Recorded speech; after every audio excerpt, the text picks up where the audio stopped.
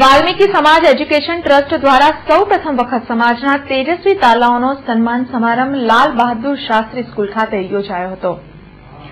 કારેલીબાગ સ્થિત લાલ બહાદુર શાસ્ત્રી વિદ્યાલય ખાતે સૌપ્રથમ વખત વાલ્મીકી સમાજ એજ્યુકેશન ટ્રસ્ટ દ્વારા વાલ્મીકી સમાજના ધોરણ 10, 12 અને પોસ્ટ ગ્રેજ્યુએટ થયેલ અને 60% ઉપરાંત માર્ક્સ લાવનાર વિદ્યાર્થીઓ માટે સન્માન સમારંભ યોજાયો હતો, જેમાં મુખ્ય અતિથિ તરીકે ડેપ્યુટી મેયર રંજનબેન ભટ્ટ, ગુજરાત સફાઈ કામદાર વિકાસ નિગમના ચેરમેન દર્શનાબેન વાઘેલા, પૂર્વ સાંસદ બાલકૃષ્ણ શુક્લ, કાઉન્સિલર સુનિલ સોલંકી અને સમાજ કલ્યાણ અધિકારીના હસ્તે તેજસ્વી તાલાઓને પ્રોત્સાહિત કરાયા હતા।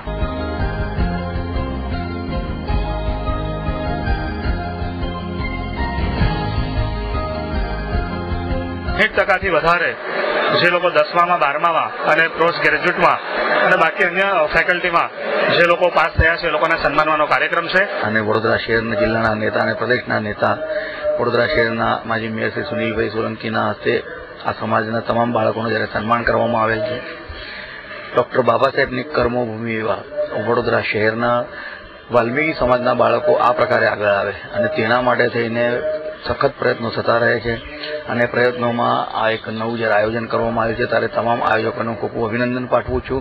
અને આજે જ્યારે દેશના વડાપ્રધાન પદે